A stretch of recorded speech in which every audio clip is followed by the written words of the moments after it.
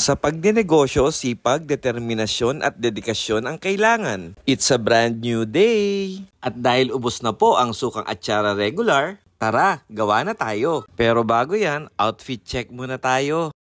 Okay, ready na po. Let's go! Ang first step, i-prepare muna natin ang ingredients.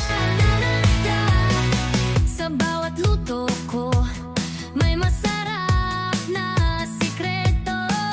Kapag ready na ang ingredients, ang next step ay i-blender na natin to.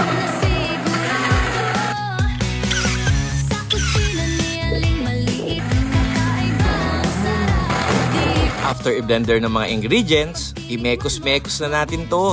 At once mainit na ang ating mixture, ilagay na natin ang sugar at mekos-mekos ulit.